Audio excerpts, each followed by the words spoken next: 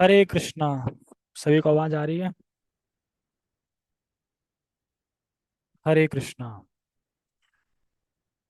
तो हम पहले मंगलाचरण करते हैं। ओम अज्ञानतिमिरान्धस्य ज्ञानञ्जनशलाकया चक्षुरुन्मीलितं येन तस्मै श्रीगुरुवे नमः। श्रीचैतन्यमनोभीष्टं स्थापितं येन भूतले स्वयं रूपः कदा मह्यं ददाति स्वपदान्तिकं तं श्रीगुरून् वैष्णवांश श्रीरूपं साग्रजातं सहगण रघुनाथं वितं तं सजीवं साद्वैतं सावधूतं परिजनसहितं कृष्णचैतन्यदेवं श्री राधा कृष्ण पादान सहगण ललिता श्री विशाखात विशांच। हे कृष्ण करुणा सिंधु दीनबंधो जगतपते गोपेश गोप्त कांचन गौरांगी राधे वृंदावनेश्वरी वृषभानुसुते देवी प्रणमामि हरिप्रिये। वाञ्छा कल्पतरुभ्यश्च कृपा एव च पतितानां पावनेभ्यो वैष्णवेभ्यो नमो नमः। जय श्री कृष्ण चैतन्य प्रभु नित्यानंद श्री अद्वैत गदाधर श्रीवासादि गौर भक्तवृंद।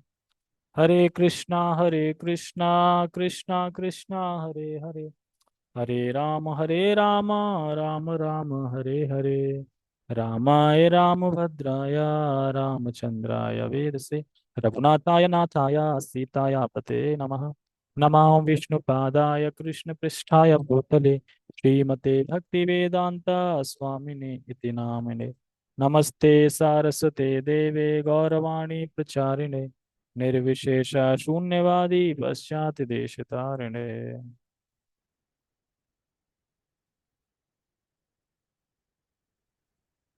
हरे कृष्णा। ठीक है, तो हम वैष्णव सदाचार शुरू करते हैं। सभी का स्वागत है वैष्णव सदाचार क्लास में।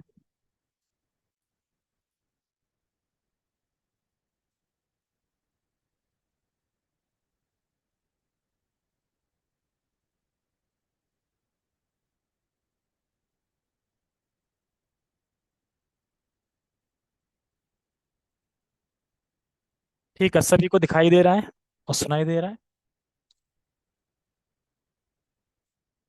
तो हम चर्चा कर रहे थे कल, भगवान की कुछ पॉइंट्स थे जो कि पवित्र वस्तुओं का प्रयोग इत्यादि, जो कि अन्य नियम में है। और जिसमें हमने सुना था कि जपमाला, करताल स्वच्छ स्थानों पे रखे। जो भी पवित्र वस्तुएं हैं उनका उपयोग हमें ऐसे करना चाहिए और उन वस्तुओं का ध्यान वैसे रखना चाहिए जैसे कि पूजनीय चीजों का रखते हैं, जैसे कि भगवान का रखते हैं वैसे ही। तो भगवान और भगवान की जो वस्तुएं हैं उनमें कोई अंतर नहीं। तो हमने 12 पॉइंट डिस्कस करे थे। आज हम चलेंगे व्यक्तिगत आदतें। व्यक्तिगत आदतों का मतलब है जो नॉर्मल जनरल लोगों में हम देखते हैं जो उनकी आदतें होती हैं। तो ऐसे 35 पॉइंट हैं, 35 आदतें हैं जिनको हम आज पढ़ेंगे, जो कि एक वैष्णव को नहीं करनी चाहिए। तो इसमें वही चीज बता रहे हैं कि जो नहीं करनी है, नहीं करनी है, नहीं करनी है। और भगवत गीता में क्या बताते हैं? करना है, मन मना करना है, मद भक्तो करना है, मद्याजी करना है, माम नमस्कुरु करना है। ये भगवत गीता में बताया जाता है।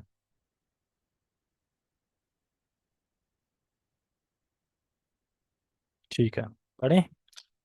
नंबर एक, जो व्यक्ति आध्यात्मिक जीवन के प्रति गंभीर है उन्हें प्रातः शीघ्र, यदि संभव हो तो ब्रह्म मुहूर्त के 1.5 घंटे बाद उठ जाना चाहिए। ब्रह्म मुहूर्त के 1.5 घंटे बाद उठ जाना चाहिए। तो इसमें गलत लिखा, पहले लिखा है इसमें। हाँ, तो मैं ही नहीं उठ पाता, सब उठ जाते हैं बाकी। यदि संभव हो तो ब्रह्म मुहूर्त में यानी सूर्य उदय से 1.5 घंटे पहले उठना चाहिए। सूर्योदय कब होता है? मान लो सूर्योदय होता है 6 बजे, तो कब उठना चाहिए? 4:30 बजे। नहीं उठ सकते। मान लो सूर्योदय हो रहा है 5:30 बजे, तो कब उठना चाहिए? 4 बजे। और मान लो कि सूर्योदय हो रहा है दिन में 12 बजे, तो कब उठना चाहिए? फिर तो उठ जाएंगे, है ना? फिर तो उठ के फिर दोबारा भी सो जाएंगे शायद। तो इसमें हमें ये समझना है कि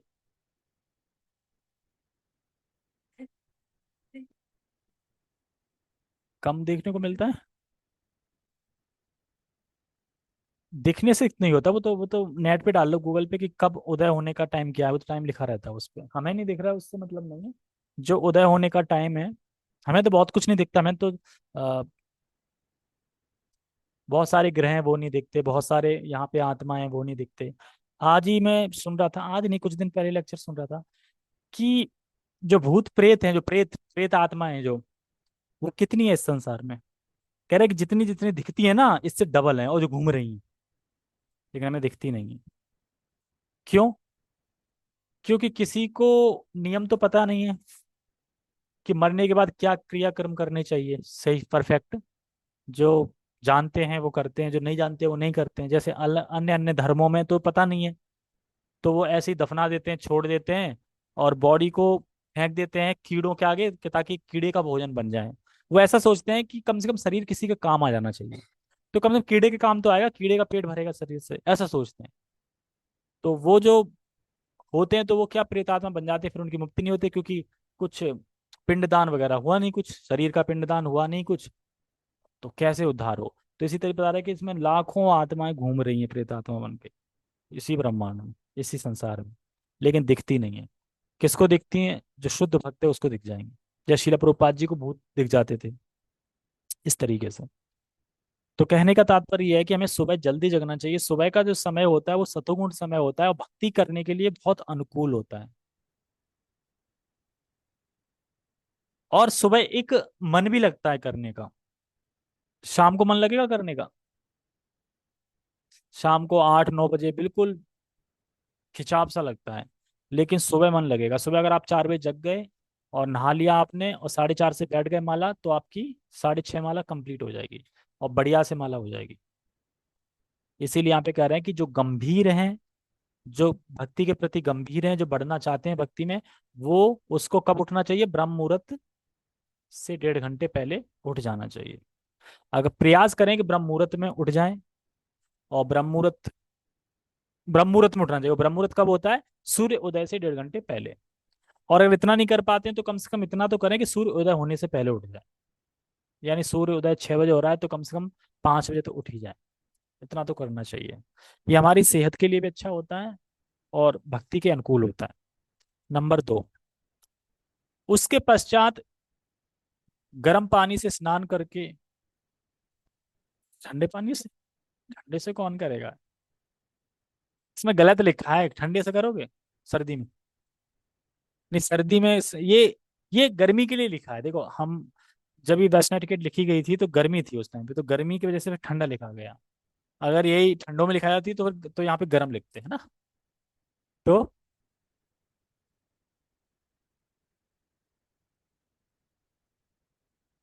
ठंडे पानी का मतलब ताजा पानी। ताजा पानी कौन सा होता है?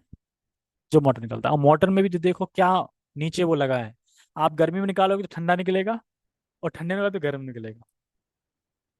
ऐसा कैसे हो जाता है?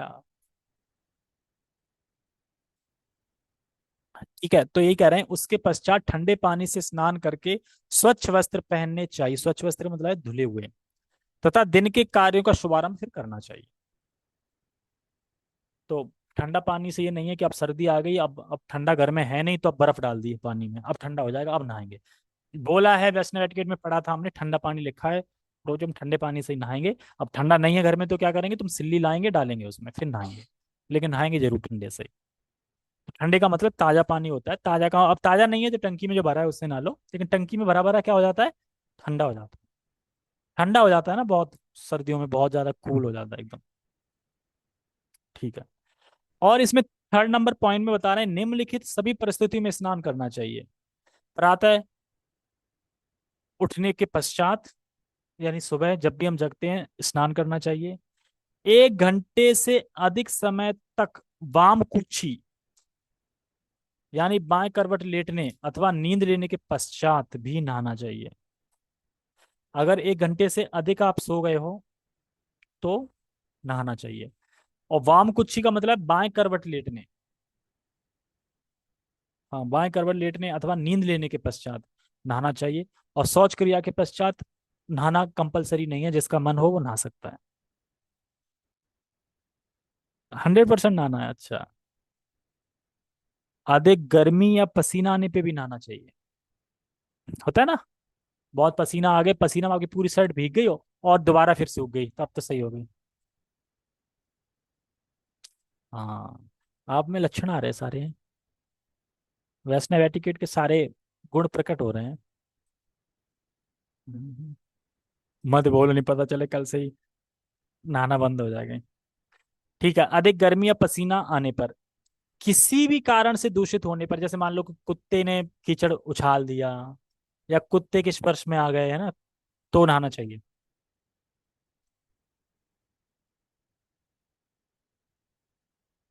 कीचड़ बीचड़ लग गया है, कुत्ते उत्ते रगड़ के निकल गए, या किसी भी प्रकार से दूषित हो गए आप, तो नहा लेना चाहिए। ठीक है, तो नहाने का ये स्टैंडर्ड है। ठीक है।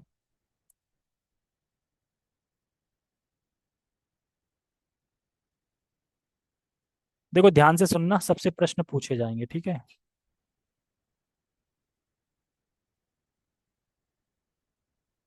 नंबर 4, व्यक्तिगत स्वच्छता एवं स्वास्थ्य तत्व यानी आरोग्य तत्व का पालन करें। तो इसमें क्या आता है? स्वच्छता एवं स्वास्थ्य तत्व आरोग्य तत्व का पालन करें। व्यक्तिगत रूप से हमें स्वच्छता का ध्यान रखना चाहिए, घर में गंदगी नहीं हो, है ना, बाहर ये सब चीजें। और नाखून छोटे छोटे तथा स्वच्छ रखें, एकदम बड़े बड़े नहीं होने चाहिए, तीर जैसे नाखून ही लगा के लेडीज दिखती है ना, नाखून लगे होती है, ये बड़े बड़े नाखून, वैसे नहीं होने चाहिए। नाखून छोटे होने चाहिए और साफ होने चाहिए। काटे गए नाखूनों को बेडरूम में रख लेना चाहिए, उनको देख। तो अपने नाखून है यार, नाखून से तो, नाखून लगाते हैं, कितना प्रेम होता है नाखून से, तो काट के फेंक दें ऐसे ही? नाखूनों को टुकड़े, नाखून के टुकड़े कूड़ेदान में ही डालें। शिला रूप गोस्वामी तो दांतों की स्वच्छता के विषय में भी विस्तार पूर्वक लिखते हैं, अब पता नहीं उस बुक में लिखा है कि नहीं लिखा है। ठीक है। मूत्र विसर्जन करने के पश्चात इंद्रिय एवं हाथ पैर धोने चाहिए। शौच से आने के पश्चात अच्छी तरह साबुन लगाकर हाथ धोना चाहिए, वो तो नहाना ही चाहिए वैसे तो। ब्राह्मण दीक्षित भक्त को शौच जाने से पूर्व अपने यज्ञोपवीत को दाएं कान पर लपेटना चाहिए। उपवीत मतलब जो जनेऊ होता है ना उनका, वाइट जनेऊ, तो उसको कान पे लपेट लेते हैं, ऐसे करके कान पे लपेट के फिर वॉशरूम वगैरह जाते हैं। ये कंपलसरी है, उनको याद भी रहता है। फिर मतलब वो ऐसे कान में डालते डालते इतने इतना अभ्यास हो जाता है कि जब कभी भी किसी से बात भी कर रहे हो, जा रहे हो, तो अपने आप ही हाथ आएगा, अपने आप ही डल जाएगा वो। प्रैक्टिस बन जाती है। बन जाती है कि नहीं, जैसे हम वो बाइक, जब बाइक के अभ्यस्त हो जाते हैं तो बाइक चलाते, बात करते करते चला लेते हैं, कुछ भी सोचते हुए चला लेते हैं, वो अपने आप गियर डलते जाएंगे, गियर याद करने की जरूरत नहीं है। उसी तरीके से यज्ञोपवीत है उनका जो, वो अपने आप कान में डल जाता है। लेकिन शुरू शुरू में बताते हैं बहुत दिक्कत होती है, भूल गए, फिर क्या है, अशुद्ध हो गया, तुरंत फिर दूसरा पढ़वाई दूसरा लेना पड़ेगा। पहन नहीं सकते बिल्कुल, जनेऊ जो होता है, अगर वो आपने ऐसे नहीं डाला, बाथरूम चले गए, कर ली, तो वो अपवित्र हो गया, दूसरा फिर लेना पड़ेगा, फिर से मंत्र करवा के फिर से लेना पड़ेगा, ऑफरिंग करवा के, ये है।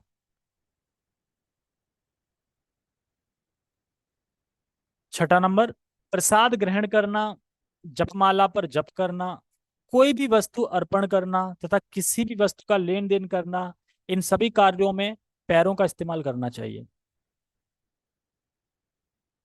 दाहिने हाथ मतलब सीधा हाथ, सीधा हाथ से हमें प्रसाद देना चाहिए, सीधा हाथ से हमें प्रसाद लेना चाहिए, सीधे हाथ से हमें लक्ष्मी देनी चाहिए, सीधे हाथ से हमें लक्ष्मी लेनी चाहिए, सीधे हाथ से खानी चाहिए, सीधे हाथ से जपमाला करनी चाहिए। लेकिन मैं टेढ़े हाथ से कर रहा हूँ अभी, परमिशन ले ली है मैंने टेढ़े हाथ से करने की अभी, कुछ दिन के लिए। तो इस सभी में दाहिने हाथ का प्रयोग करना चाहिए। प्रतिदिन रात को साधारणतः 6 से 6.5 घंटे सोना चाहिए। अगर किसी को ज्यादा नींद आ रही है तो 12 घंटे भी सो सकता है, ऐसा लिखा है, नहीं लिखा है ऐसा। अगर किसी को ज्यादा नींद आ रही है तो 6 से 6.5 घंटे, या बहुत बहुत 7, इससे ज्यादा नहीं सोना चाहिए। अधिक नींद अथवा बिल्कुल कम नींद, ये दोनों ही कृष्ण भावना भावित के लिए अनुकूल नहीं है। यानी अगर हम भक्ति कर रहे हैं और हम कृष्ण से प्रेम कर रहे हैं, हम कृष्ण को प्राप्त करना चाहते हैं, कृष्ण के धाम जाना चाहते हैं, तो हमें ज्यादा अधिक नींद है ये भी डिस्टरबेंस देगी भक्ति में, और कम नींद भी देगी। कम नींद देगी तो आप जपा में सोओगे, पता चले कि लेक्चर सुन रहे हैं उसमें सो रहे हैं, तो कम भी नहीं सोना है, पर्याप्त नींद सोनी है। और पर्याप्त नींद बताते हैं 10 बजे, 4 बजे, समझे? 10, जैसी 10 बजे आंख बंद, जैसी 4 बजे आंख खुल गई। ये पर्याप्त नींद है। कितने घंटे हो गए? 6 घंटे। 10 से 4 सोना चाहिए। 4 बजे उठ के स्नान करके माला करनी चाहिए और फिर अपने कार्यों को स्टार्ट कर देना चाहिए जो भी है।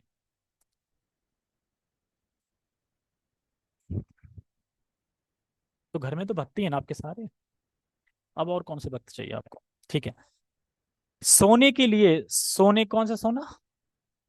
जो माताएं पहनती है वो सोना? अच्छा। सोने के लिए भूमि पर अथवा कठोर पृष्ठभाग का प्रयोग करें, यानी जमीन पे सोना चाहिए। मतलब मुलायम सोफा गद्दा नहीं होना चाहिए, गुदगुदा गद्दा।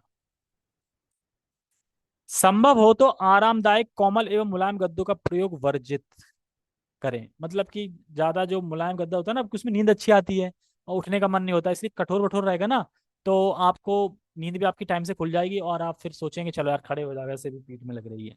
और कंफर्टेबल सोने को मिल जाएगा तो फिर तो यार सो लो यार, अच्छा लग रहा है। तो इस तरीके से भक्त लोग वर्जित करते हैं, मतलब मुलायम गद्दों वगैरह को इस तरीके से। दाहिने करवट में सोना अति उत्तम है। यदि वह संभव ना हो तो पीठ के बल सोना चाहिए। पेट के बल सोना निषिद्ध है, यानी पेट के बल नहीं सोना चाहिए। फिर कुछ है क्या? अरे ऐसे नहीं। क्या मैं क्या बोल रहा था? हाँ, पेट के बल नहीं सोना चाहिए, पीठ के बल सोना चाहिए, और संभव हो तो क्या करना चाहिए? करवट कौन से देनी चाहिए? दाहिने करवट।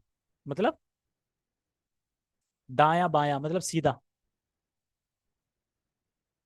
दाहिना किसको कहते हैं इंग्लिश में? सीधे को तो सीधी करवट। सीधी करवट कैसे होगी? ये सीधी है। हाँ, तो सीधी करवट में सोना अति उत्तम है। इसका भी एक बताते हैं कि इससे हमारी किडनी ठीक रहती है, पाचन क्रिया है वो इधर रहती है कि उधर रहती है, इससे मतलब शरीर ठीक रहता है। इसलिए बताया गया है कि हमें दाहिने करवट में सोना चाहिए। लेकिन लेकिन लेकिन क्या? क्यों नहीं पता रहता सर? जब भी हम करंट देते हैं हमारी नींद खुलती है, उस टाइम पे नींद खुलती है, ऐसे खुलती है कि हमें इतना याद रहता है कि हमने करंट दिया।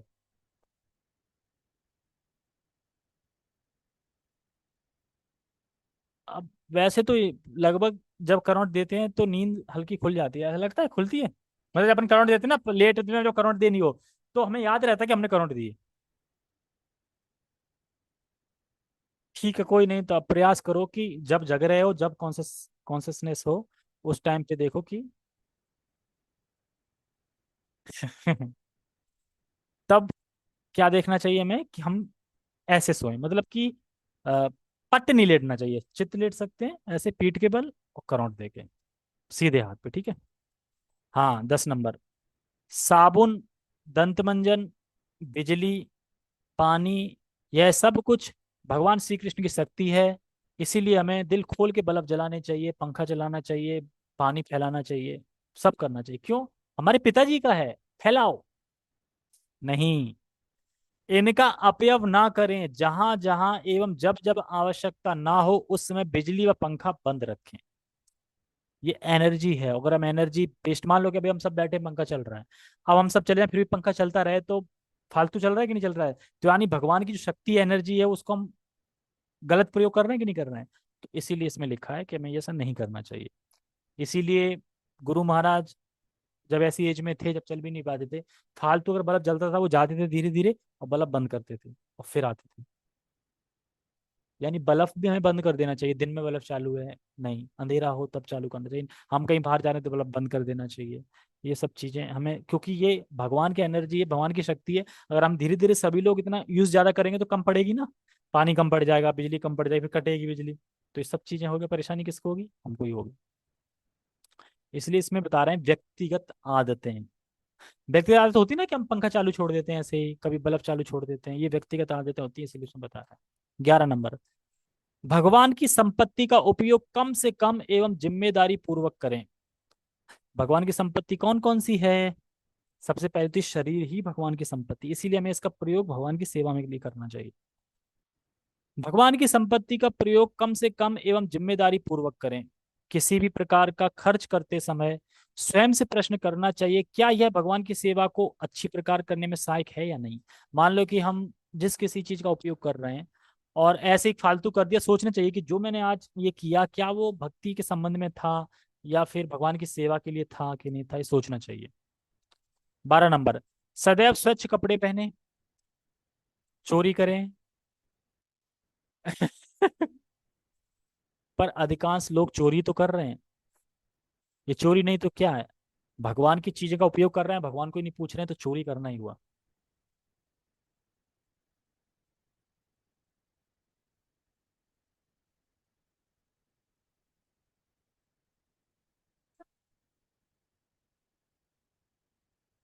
अच्छा, हाँ, तो लगाना चाहिए। हाँ, अच्छी बात है, प्रभाव पड़ता है तो वही है वैष्णव आचरण, हम जैसा आचरण करते हैं तो लोगों को पे प्रभाव पड़ता है। आपने पाया? कड़ी चावल को भूख लगा फिर तो पा लेना चाहिए। दूसरे को शुद्ध करना चाहिए ना।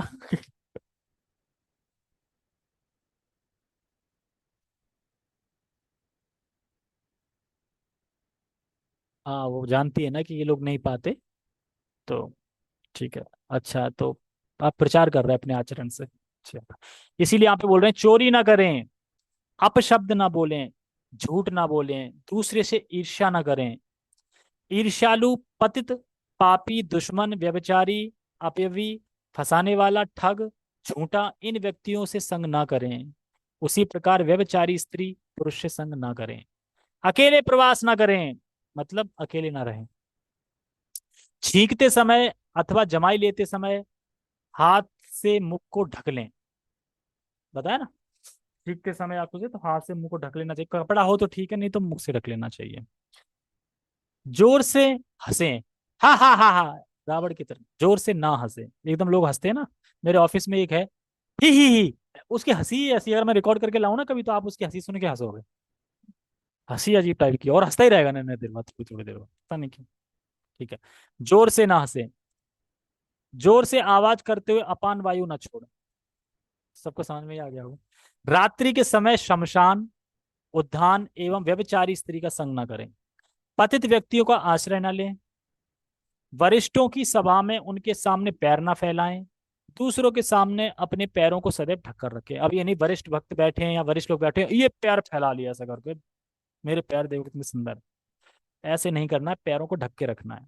इसीलिए धोती पहननी चाहिए ताकि पूरे पैर कवर हो जाते हैं उसमें। सड़क पर लघु शंका ना करें। बाथरूम, हाँ। क्या?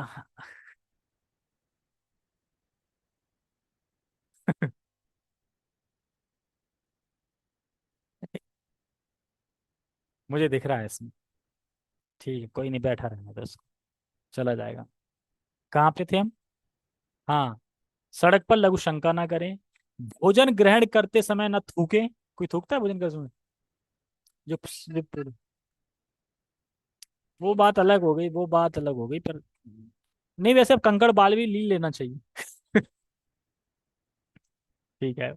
बाल, वैसे बाल कभी जा नहीं पाता है, दिख ही जाता है कैसे न कैसे करके, और लास्ट फिर मुंह पे तो पता चल ही जाता है। ठीक है। स्वयं के बच्चे अथवा शिष्यों के अतिरिक्त किसी को भी सिखाने के लिए गुस्सा ना करें। किसी के सिर पर ना मारें और ना ही बाल खींचे। किसी ने अपमान किया हो तो वह स्थान तुरंत छोड़ दें। स्वयं की स्तुति ना करें, मैं बहुत अच्छा हूँ, मैंने ये करा है, मैंने वो करा है, मैंने मैं मेरा, मैं मेरा, ये नहीं करना चाहिए। नग्न स्त्री अथवा पुरुष या उनका चित्र देखना टालें। नदी या तालाब के पानी में थूके नहीं। जैसे देखा ना, हम किसी परिक्रमा वगैरह पे जाते हैं तो वहां पे सरोवर या कुछ नदी या कुछ भी मिल रहा है, कुआ हुआ, तो उसमें थूकना नहीं चाहिए। मुख या नाक में हाथ डालने के पश्चात हाथों को खोलें। जोर से दरवाजा बंद ना करें, पटाख। हो सकता है किसी को हार्ट अटैक आ जाए, इसी से आ सकता है कि दिल का कच्चा है, उसका ध्यान कहीं और एकदम देर उधर करे। नहीं, पटकना अलग होता है और तेज से लगाना अलग होता है। यद्यपि यह साधारण दिखाई देने वाली गलतियां हैं, परंतु इसका परिणाम सभी को विचलित करने वाला है। ये आलसी एवं गैर जिम्मेदारी के लक्षण हैं। और लास्ट लक्षण क्या है? नैतिक नियमों का पालन करना आध्यात्मिक संस्कृति का एक महत्वपूर्ण भाग है। तो ये 35 पॉइंट हैं व्यक्तिगत आदतों पे। हमें लगता है छोटी छोटी चीजें हैं, अगर ये सारी छोटी छोटी चीज हम करेक्ट कर लेंगे, तो दो को देखना कि वैष्णव की गुण कितने जल्दी आप में आ जाएंगे। आपको लोग नोटिस करने लगेंगे, अरे आप तो एकदम एक अलग ही बन गए हो, कुछ अलग ही दिख रहे हो। इस तरीके से, क्योंकि ये छोटी छोटी चीजें हम जब सुधारते हैं तो फिर, क्योंकि यही तो छोटी छोटी चीजें बड़ी हो जाती हैं। छोटी छोटी चीजें जैसे कि मान लो, अभी लड़का घर पे लड़ाई कर रहा है, फिर थोड़े और मोहल्ले में करेगा, फिर गांव में करेगा, फिर सिटी में करेगा, फिर देश में जिला में करेगा, फिर देश में करेगा। तो बढ़ता जा रहा है ना वही चीज। और पहले से ही अगर ये सुधार लिया तो बात ही खत्म हो गई। तो वही है, छोटी छोटी एटिकेट हैं, छोटे छोटे सदाचार हैं, इनका हमें ख्याल रखना चाहिए, ठीक है। दूसरा देखते हैं कितने बड़ा है। कीर्तन। वाह। ठीक है, कीर्तन बड़ा है। कीर्तन और नृत्य, ये दोनों हम कल करेंगे, सभी लोग डांस करके सीख लेना। हरे कृष्णा पे कैसे डांस होता है, सबको डांस कराया जाएगा, ठीक है। करताल पे नृत्य करना पड़ेगा, तो कीर्तन करना पड़ेगा और नृत्य करना पड़ेगा, दो चीजें कल, ठीक है। ओके, किसी का कोई प्रश्न है तो हाथ उठाइए। हरे कृष्णा, जगत गुरु श्री प्रभुपाद की जय। जय जय गौतमानंदे, हरि हरि बोल। कोई कुछ पूछना चाहता है तो हाथ उठाओ, फिर मैं अनम्यूट कर दूंगा, और कोई नहीं पूछना चाहता है तो हम समाप्त करते हैं, ठीक है। हरे कृष्णा। तो इसका मतलब कोई नहीं पूछना चाहता, सबका विचार यही है कि बंद किया जाए, तो ठीक है। सोनू सिंह कौन है?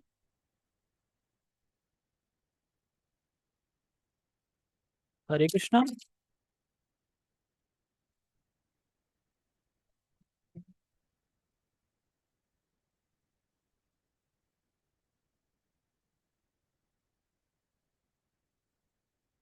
चलो ठीक है, कोई कुछ बोल ही नहीं रहा है तो हम भी को समाप्त करते हैं। हरे कृष्णा।